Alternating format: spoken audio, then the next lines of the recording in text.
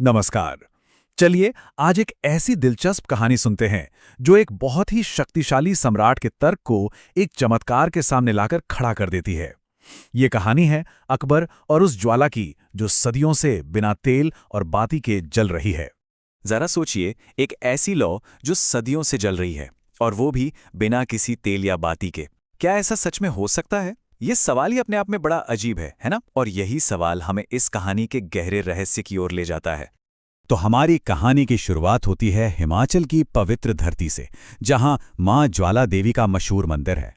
ये मंदिर एक ऐसे चमत्कार के लिए जाना जाता है जिसका आज भी विज्ञान के पास कोई जवाब नहीं है।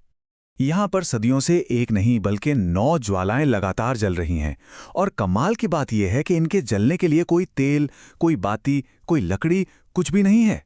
ऐसा लगता है मानो ये ज्वालाएं सीधे धरती के दिल से निकल रही हों। जो भी इसे देखता है वो बस हैरान रह जाता है।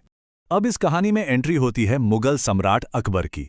अकबर अपनी बुद्धिमानी और तार्किक सोच के लिए जाने जाते थे, तो जब उन्होंने इस चमत्कार के बारे में सुना तो उनका दिमाग इसे मानने को तैयार ही नहीं हुआ। अकबर ने सोचा, अरे बिना ईंधन के आग, ये तो हो ही नहीं सकता। जरूर इसके पीछे कोई ना कोई राज है, कोई चाल है। ये सिर्फ एक शक नहीं था, बल्कि ये उनके वैज्ञानिक नजरिए को एक सीधी चुनौती थी। और इसी राज से पर्दा उठाने के लिए अकबर ने फैसला किया कि वो देवी की शक्ति को परखेंगे। वो ये साबित करना चाहते थे कि इस चमत्कार के पीछे कोई इंसानी हाथ है। तो अकबर का प्लान एकदम सीधा साधा था। उन्होंने हुक्म दिया कि सोने का एक बड़ा सा छत्र लाया जाए और उसे ज्वाला के ठीक ऊपर रख दिया जाए।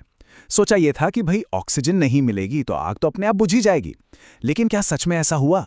पर हुआ कुछ ऐसा जिसकी किसी ने कल्पना भी नहीं की थी। ज्वाला बुझना तो दूर, वो तो और भी ज्यादा तेजी से और भी ऊंची भड़क उठी। और फिर वो हुआ जिसे नामुमकिन माना जाता था। वो खरा सोना जो अपनी मजबूती के लिए जाना जाता है, वो उस दिव्य आग के सामने मोम की तरह पिघलने लगा। मतलब शक्ति का ऐसा प्रदर्शन था कि सब हैरान रह गए।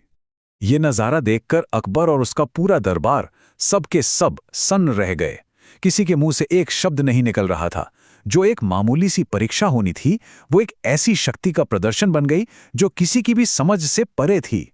इस एक घटना ने अकबर के सारे घमंड को चकनाचूर कर दिया। जब उन्होंने एक ऐसी शक्ति का सामना किया जिसे झुटलाया नहीं जा सकता था, तो उनका सारा तर्क और शक विनम्रता में बदल गया।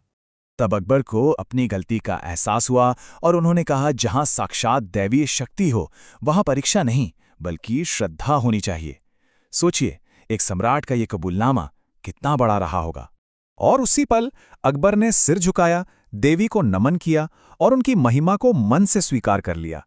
ये एक तरह से संदेह पर आस्था की और अहंकार पर विनम्रता की जीत थी। तो इस पूरी कहानी का सार क्या है? आखिर ये हमें सिखाती क्या है? ज्वाला देवी की ये अमर ज्योति हमें आस्था के बारे में एक बहुत गहरा और जरूरी संदेश देती है।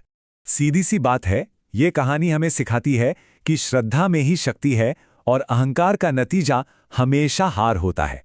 ये दो बातें एकदम साफ हो जाती हैं। तो चलिए इस कहानी से मिलने वाली बड़ी सीख पर एक नजर डालते हैं। पहली बात, आस्था में बहुत बड़ी ताकत होती है। दूसरी, अहंकार इंसान को नीचे गिराता है। तीसरी, जो सच्चा विश्वासी है वो कभी अकेला नहीं होता। और सबसे बड़ी, सबसे हैरान करने वाली बात, वो 9 ज्वालाएं आज भी वहां जल रही हैं। ये इस चमत्कार के जिंदा होने का सबूत। ये कहानी हमें एक बहुत बड़े सवाल के साथ छोड़ जाती है कि आखिर आस्था और तर्क के बीच में वो लकीर कहाँ है?